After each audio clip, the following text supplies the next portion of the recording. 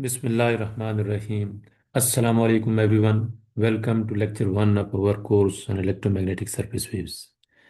My name is Dr. Ahsan, Department of Physics, Kamsat University, Islamabad. In this first lecture, I will give you a very gentle introduction to what surface waves are, why scientists care about them, and how the idea started historically. We will not jump into formulas today. Instead, we will focus on intuition and big ideas. So relax, pay attention to the shapes, diagrams, and physical meanings. Our goal today is simply understanding what surface waves are and why they exist.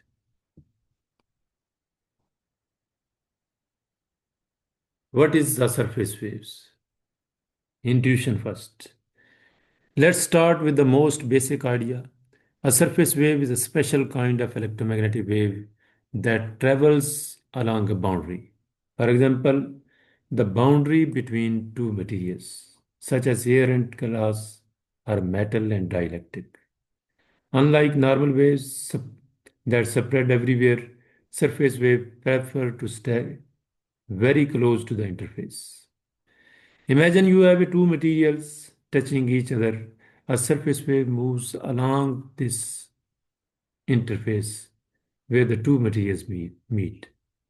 And it moves along as its amplitude gets weaker very quickly as you go away from the boundary, both upward and downward.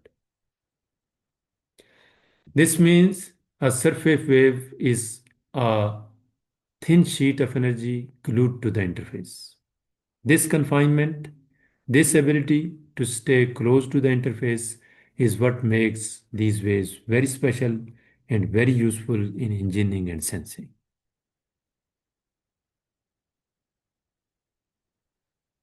Why are surface waves special? Now, what makes surface waves interesting?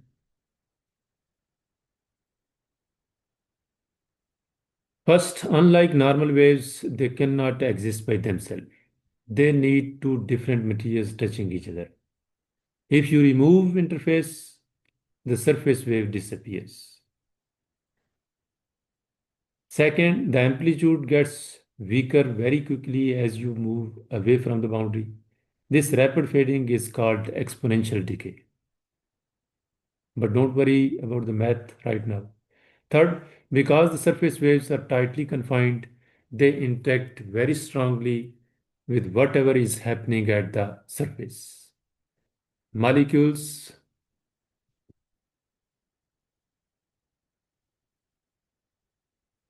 thin layers, small particles, biological samples, and so on. This is exactly why surface waves are used for extremely sensitive sensors. Even a tiny change at the surface, like the attachment of a biomolecule, can be detected through a change in the behavior of the surface wave. You can think of surface wave as being extremely nosy. They detect everything happening at the interface.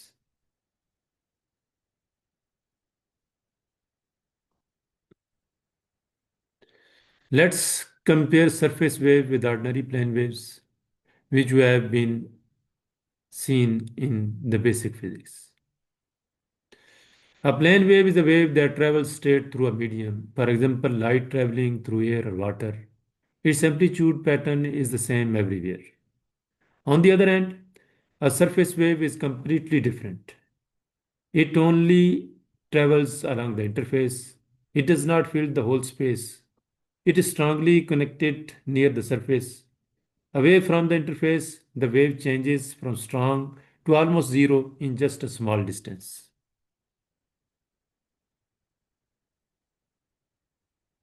This property, staying close to the interface, is what makes surface waves powerful for applications like sensing and nanophotonics.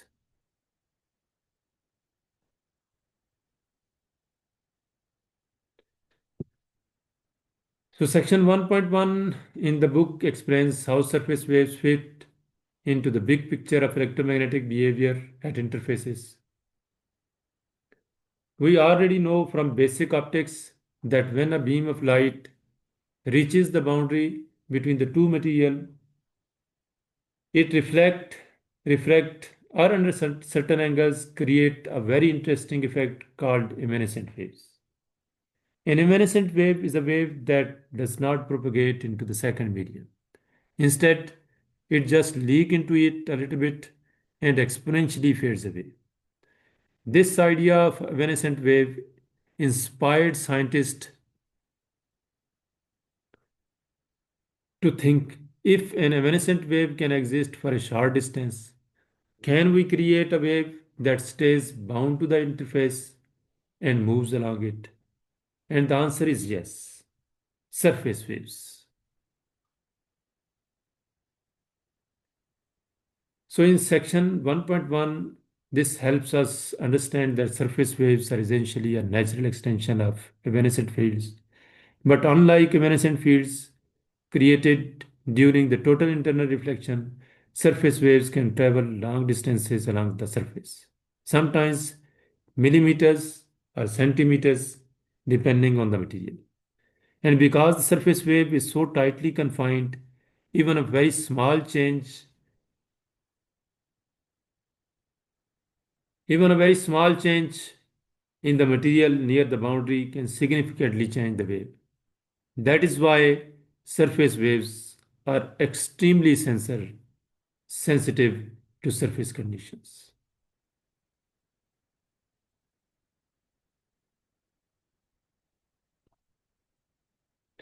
Now we move to section 1.2, which talks about the early history of surface waves. The first idea came more than a century ago. In 1907, Zenneck suggested the possibility of a wave traveling along the boundary between the Earth and the atmosphere. This was before modern electromagnetic theory was fully developed. Then in 1920s to 1950, scientists studying metals realized that the electrons on the surface of a metal can oscillate collectively. These oscillation waves are called plasmons. In the 1950s, people began exploring how these surface electron oscillations might interact with light. Then in 1959, Turboder observed some unusual feature in the reflectance of thin metal films. These features did not fit ordinary reflection theory. Finally, in 1968, two famous researchers, Otto and Kretschmann-Raether, independently discovered that light can actually excite surface wave at a metal dielectric boundary. These researchers essentially created the foundation of what we now call surface plasmon-polariton or SPP waves. These discoveries completely changed the field because now we had a physical way for light to stick to the surface of a metal.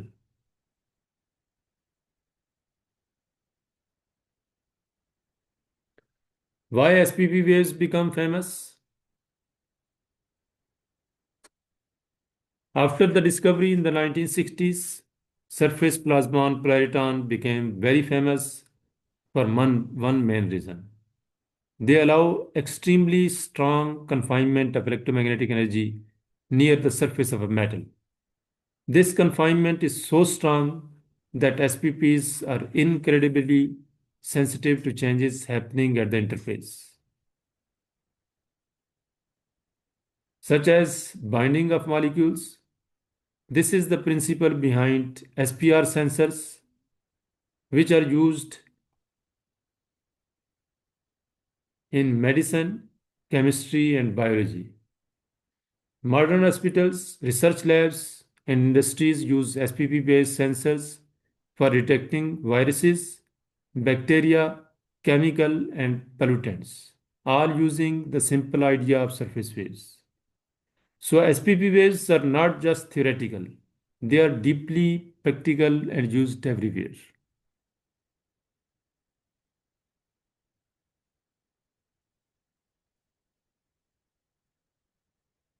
1970s to 2000, new surface waves emerge with advancements In materials and nanotechnology, scientists began discovering new kinds of surface waves.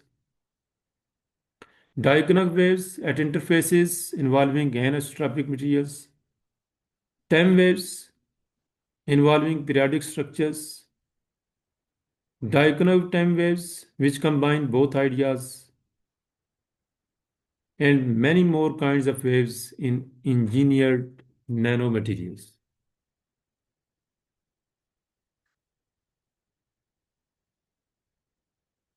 The main idea is this: as we improve our ability to engineer materials, we discover new kinds of surface waves with new properties.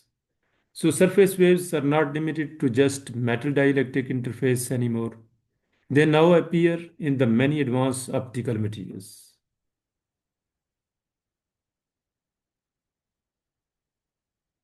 So the big picture for students, let me summarize today's main message.